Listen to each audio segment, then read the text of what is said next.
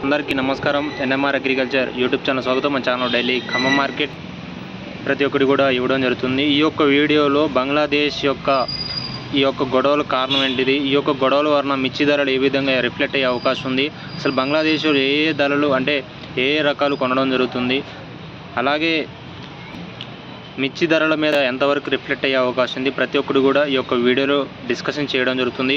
వీడియోని పూర్తిగా చూడండి. పూర్తిగా చూసినట్లయితేనే ప్రతి ఒక్క విషయాలన్నీ కూడా అర్థమయ్యే అవకాశం ఉంది. సో ముందుగా చూసుకున్నట్లయితే బంగ్లాదేశ్ జాతిపితగా ముజిబుర్ రెహమాన్ ఆమె యొక్క కుమార్తె ఇప్పుడు ఉన్నటువంటి షేక్ హసీనా అండి. సో ఈ యొక్క షేక్ హసీనా వచ్చేసి వాజిద్ మహిని పెళ్లి చేసుకోవడం జరిగింది. సో ఈ యొక్క వాజిద్ మహి అనే ఆయన చూసుకున్నట్లయితే ఆర్మీలో ఫిజియోథెరపిస్ట్గా పనిచేయడం జరిగింది. ఈ 1972 కార్గిల్ వార్ కానీ ఇందిరా టైంలో ఉన్నటువంటి సో ప్రతి ఒక్కరు దాని మీద కూడా ఆయన రీసెర్చ్ చేసుకుంటూ రావడం జరిగింది. అలాగే మన గవర్నమెంట్ కూడా బంగ్లాదేశ్ ఇవన్నీ వచ్చినప్పుడు చూసుకోవడం జరిగింది. సో ముందుగా చూసుకుంటే అక్కడ రెండు ప్రధాన పార్టీలు ఉండడం జరిగింది. ఆవనీ లీగ్, ఒకటి ముస్లిం లీగ్ ఉంది. సో ఈ యొక్క ఆవనీ లీగ్ అంటే 1996 నుంచి 2001 వరకు ఈ యొక్క షేక్ హసీనా అయితే పరిపాలించడం జరిగింది. తదనంతర కాలం వచ్చేసి ముస్లిం లీగ్ అధికారంలోకి వచ్చి తర్వాత 2009లో మళ్ళీ షేక్ హసీనా ప్రభుత్వం రావడం జరిగింది. సో 208 సీట్లు, దాదాపు 240 సీట్లు ఉంటే 208 సీట్ల వరకు ఈ యొక్క షేక్ హసీనా అవనీ లీగ్ పార్టీ గెలవడం జరిగింది. 2009 నుంచి ఇప్పటి వరకు దాదాపుగా 15 సంవత్సరాలు ఏకకాలంగా కొనసాగడం జరిగింది. సో ఇలాంటి గవర్నమెంట్ మీద కూడా సో ఈ విధంగా జరిగినాయి. స్టూడెంట్స్ ఏ విధంగా ప్రొటెక్ట్ చేయడం జరిగింది. సో మన భారతదేశానికి బంగ్లాదేశ్కి ఉన్నటువంటి సంబంధాలు ఏంటిది, ఎక్స్పోర్ట్ల మీద ప్రతి ఒక్కరు కూడా చూద్దాం. సో ముందుగా చూసుకున్నట్లయితే ఈ షేక్ హసీనా సెకండ్ టైం ఏదైతే 2009లో ఎక్కడం జరిగిందో ప్రధానంగా ముస్లిం లీగ్ నేతలు ఎవరైతే ఉన్నారో వాళ్ళ మీద కూడా అంటే కక్ష సాధింపు చర్యలు, అలాగే వాళ్ళ మీద పెత్తనం చెలాయించడం ఇవన్నీ జరిగి ఈ యొక్క ముస్లిం లీగ్ నేతలు ఎవరైతే ఉన్నారో ప్రొటెక్ట్ చేయడం కానీ, ఫ్రీడమ్ ఫైటర్స్ ఎవరైతే ఉన్నారో వీళ్ళందరినీ కూడా జైళ్ళకి పంపడం, ఏడ్పించడం జరుగుతుంది.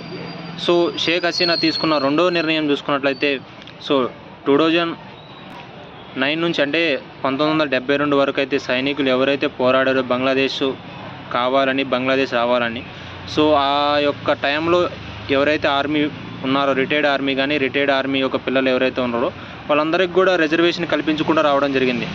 సో దాదాపు చూసుకున్నట్టయితే 100 మందిలో 30 మంది ఈ యొక్క ఎక్స్ ఆర్మీ పర్సన్స్ని ఎక్కువగా తీసుకోవడం ప్రిఫర్ చేయడం జరిగింది. యూపీఎస్సీ అంటే మన ఇండియాలో ఐఏఎస్ ఐపీఎస్ ఉంటుంది, అక్కడ యూపీఎస్సీ కోటాలో ఈ విధంగా తీసుకోవడం జరిగింది. సో దీనికి అనుగురించి సో చాలా వరకు వాళ్ళు గొడవలు చేసి స్టూడెంట్స్ ప్రొటెక్ట్ చేసి దాని నుంచి 30% నుంచి 9% తీసుకొచ్చి ఆ 9% తెచ్చినా కానీ సో విద్యార్థి సంఘాలలో ఆ విధమైనటువంటి ఉండడం వల్ల ఇంకా పోరాడినప్పటికీ కూడా పరిస్థితి చేయి దాటిపోయింది. స్టూడెంట్స్ ఈ విధంగా ప్రొటెక్ట్ చేయడం, ఎక్స్ సర్వీస్ మెన్స్కి ఈ విధంగా దీనిగా ఈ యొక్క పరిణామాలు జరిగి ఇంకా చాలా కంటెంట్ ఉండదని చెప్పాలంటే ఒక 2-3 గంటలు పట్టింది ఏమేం జరిగింది అనేది. సో కట్టే తెచ్చి కొట్టే మాదిరి ప్రతి ఒక్కరు కూడా చెప్పుకుంటూ పోతుంది జరిగింది. సో ఈ విధంగా వాళ్ళకి రిజర్వేషన్ ఇవ్వడం, చదువుకున్న పిల్లలందరూ కూడా ఖాళీగా ఉండడం వల్ల సో ఆర్థిక వ్యవస్థ కానీ, నిరుద్యోగం కానీ ప్రతి ఒక్కరు కూడా పెరిగిపోయి సో అల్లర్లకు కారణమైంది. అలాగే సో ప్రతిపక్షం అనేది లేకుండా పోయింది. సో వాళ్ళు చెప్పిందే వేదం, వాళ్ళు చెప్పిందే అనేదిగా వెళ్ళడం జరిగింది.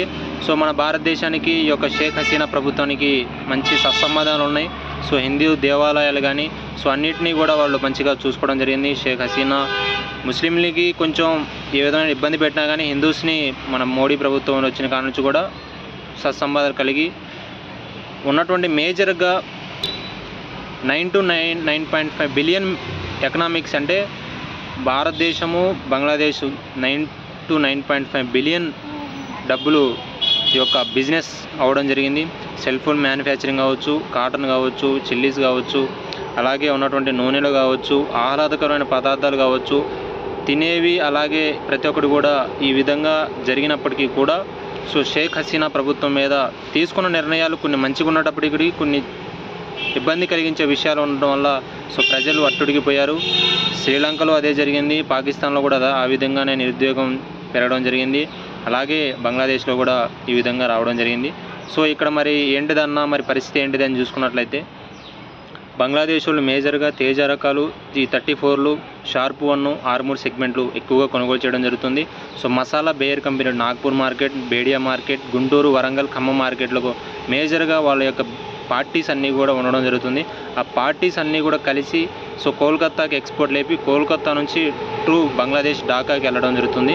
సో వీళ్ళు బంగ్లాదేశ్ నుంచి ఇతర రాష్ట్రాలు కానీ అక్కడ ఉన్నటువంటి ప్రాంతాలకి చేసినప్పటికి కూడా సో హసీనా ప్రభుత్వం మోడీ గవర్నమెంట్ ఉన్న అక్కడ నుంచి ఇతర దేశాలకి మా యొక్క దేశాల నుంచి కూడా ఇతర దేశాలకి ఎక్స్పోర్ట్ ఇచ్చుకోగలం, మాకు కూడా అభివృద్ధికి కావాలని ఆశించినప్పటికి కూడా అక్కడ నుంచి ఇతర దేశాలకి కంట్రీస్కి 2018 నుంచి ఎక్కువగా వాళ్ళు ఇతర దేశాలకి ఎక్స్పోర్ట్ లేకపోవడం జరిగింది.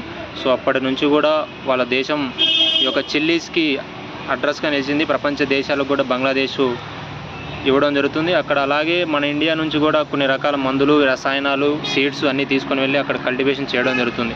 సో ఇది ఫర్దర్ పాయింట్. వాళ్ళు వచ్చి మీడియాలు, మీడియం బెస్ట్లు, డిలక్స్ క్వాలిటీలు, సుపీరియర్ ఇలాంటి రకాలు మంచిగా కొనుగోలు చేస్తారు. 334 కావచ్చు, తేజ, షార్పూన్, ఆర్మూర్ ఈ రకాలు మంచిగా కొనుగోలు చేస్తారు. అలాగే బ్యాడియా రకాలు ఇతర దేశాలు ఎక్స్పోర్ట్లు ఇవ్వడం జరుగుతుంది. సో ఈ ధరల మీద కొంచెం ఎఫ్లెట్ అయ్యే అవకాశం ఉందా లేదా అనేది చూసుకున్నట్లయితే సో ఈ యొక్క అవనీ లీగ్ అనేది సో యూసఫ్ అనే నోబెల్ గ్రహీత ఇక్కడ నోబెల్ గ్రహీత గవర్నమెంట్ ఫామ్ చేయడం జరుగుతుంది. సో యూసుఫ్ అనే అతను వచ్చేసి మన యొక్క ఎకనామిక్స్ అంటే నోబెల్ ప్రైజ్ వచ్చేసి లిటరేచరీ, అలాగే ఈ యొక్క శాంతి పీస్, అలాగే ఈ యొక్క ఎకనామిక్స్ రూపంలో అలాగే సైంటిస్టులకి ఈ నోబెల్ ప్రైజ్ ఇవ్వడం జరుగుతుంది.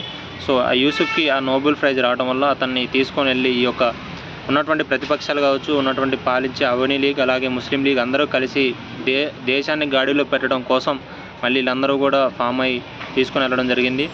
అలాగే ఉన్నటువంటి స్టూడెంట్స్ అందరూ పోరాడి ఆమెని దేశం నుంచి తరిమి కొడితే మన ఇండియా రావడం జరిగింది. సో ఉత్తరప్రదేశ్లో ఈడెన్ గార్డెన్స్లో అక్కడ తలదాల్చుకోవడం జరిగింది. సో ఆశించిన అంటే స్టూడెంట్స్ ఈ విధంగా చేసినప్పటికి కూడా అన్ని పరిస్థితులు బాగా ఉన్నాయి కాబట్టి ఆ యొక్క స్టూడెంట్ రిఫ్లెక్ట్ ఇష్యూ ఒకటే కాబట్టి సో అన్నీ కూడా సర్దుమణిగే అవకాశం ఉంది.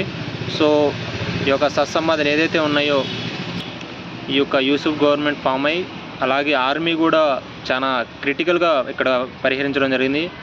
ఆర్మీ కూడా కొంచెం స్ట్రాంగ్గా ఉండి అక్కడ కూడా ప్రతి ఒక్కరు కూడా మళ్ళీ రీస్టార్ట్ చేయడం జరుగుతుంది. ఉన్నటువంటి ఇష్యూస్ అన్నీ కూడా రీస్టార్ట్ చెక్ చేసుకొని మళ్ళీ ప్రతి ఒక్కరు కూడా ముందుకెళ్ళడం జరుగుతుంది. సో దీని తర్వాత మనకి అంత రిఫ్లెక్ట్ అయ్యే అవకాశం ఏమీ లేదు. అలాగే మన మిర్చికి కూడా కొంచెం సో ఇతర దేశాలకు కూడా మంచి ఎక్స్పోర్ట్లు ప్రారంభమయ్యే అవకాశం ఉంది. సో మిర్చి ధరల్లో కదలికలు అయితే మొదలవడం జరిగింది. అలాగే ప్రాజెక్టులు అన్నిటికి కూడా వాటర్ రావడం జరిగింది. అలాగే ఉన్నటువంటి ఏసీల్లో ఉన్నటువంటి సరుకు చాలా వరకు బాగా సేల్స్ అవ్వడం జరుగుతుంది. ఈ యొక్క 20 రోజుల నుంచి బాగా ఎక్కువగా మొత్తంలో రైతులందరూ పెట్టుబడి అవసరాలకు ప్రతి ఒక్కరు కూడా అమ్మడం జరుగుతుంది.